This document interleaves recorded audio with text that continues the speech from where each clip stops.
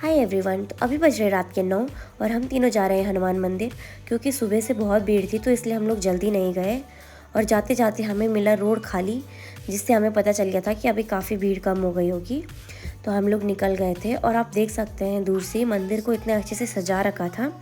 और मंदिर जाने से पहले यहाँ पे खुल गए थे मेरे शू के लेस, तो मैंने अपनी बहन को बोला कि तू बांध दे यार प्लीज़। तो उसने बांध दिया था। उसके बाद हम लोग चले गए थे और देखा भाई अभी भी इतनी भीड़ है। और अंदर से तो मंदिर कुछ इतना ऐसा लग रहा था, मतलब इतना प्यारा लग रहा था। और मंदिर में एंट्री होते ही यहाँ पे लोग पढ़ रहे थे हनुमान चालीसा और यहाँ पे लगी थी भीड़। मैं तो थोड़ा थोड़ा जगह बना के आगे चली गई थी और यहाँ पे किया हमने अपने हनुमान जी के दर्शन। और दर्शन करने के बाद पंडित जी यहाँ से लाए भगवान जी का टीका, तो उन्होंने हम सबको लगाया और यहाँ से टीका लगाने के बाद हम लोग चले गए थे मंदिर की परिक्रमा करने, ताकि हमारी जो भी इच्छाएं होंगी वो पूरी हो जाए। तो यहाँ पे अभी पूरा खाली हो रखा था पीछे मंदिर के, तो हम लोगों ने फटाफट से परिक्रमा करके और आगे देखा फिर से भीड़ मिल गई। और थोड़ी देर और आगे गए और भीड़ मिल गई, मतलब भीड़ ख़त्म होने का नाम ही नहीं ले रही थी। और यहाँ पे चढ़ा रखा था लोगों ने भगवान जी के लिए भोग। और इसके बाद हम चले गए थे दूसरी जगह और यहाँ पे माथा टिका के मैंने यहाँ पे सर टिका के भगवान जी से ले लिया था आशीर्वाद और अपनी इच्छाएं भी मांग ली थी। और यहाँ पे 5 प्रकार के भगवान रखे थे। तो उसके बाद हम चले गए थे दूसरी जगह। यहाँ है अग्नि कुंड, जहाँ पे हवन होता है। तो बोलते हैं कि इसका भी परिक्रमा करना अच्छा होता है। तो परिक्रमा करने के बाद हम लोग चले गए थे हवन कुंड के पास और यहाँ पे राखी नहीं मिली, तो जो धूप का राख था हम तीनों ने वही लगा लिया था, मैं, मेरी बहन और मेरे भाई ने।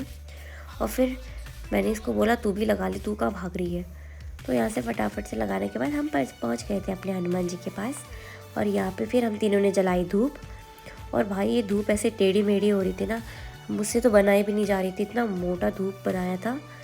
उसके बाद मैंने यहाँ पे 2 धूप बनाए थे, एक अपने लिए और एक अपने भाई के लिए, और मेरी बहन अपने लिए खुद ही बना रही थी।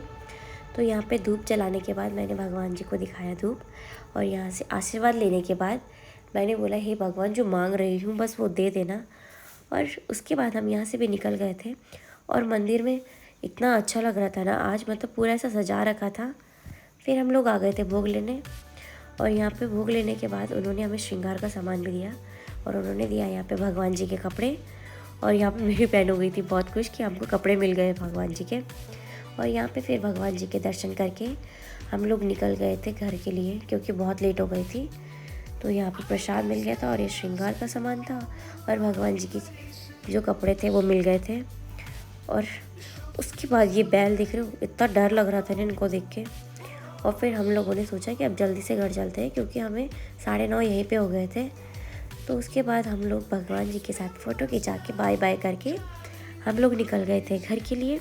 मैंने अपने भाई को बोला मैं वीडियो बनाती हूँ, तो वो वीडियो में देख के ऐसे स्माइल करने लग गया। और फिर उसके बाद यहाँ पे पहुँच गए थे हम अपने घर। मम्मी और तो बहुत मना कर रहे थे इतने लेट में मत जाओ, पर हम लोग जिद करके फिर भी चले गए। तो जैसे हमने घर में की एंट्री, मेरे को तो एक्साइटमेंट थी कि इसके अंदर दुपट्टा है या क्या है। और यहाँ पे मेरे भाई को अलग ही एक्साइटमेंट थी वो नारियल फोड़ने की।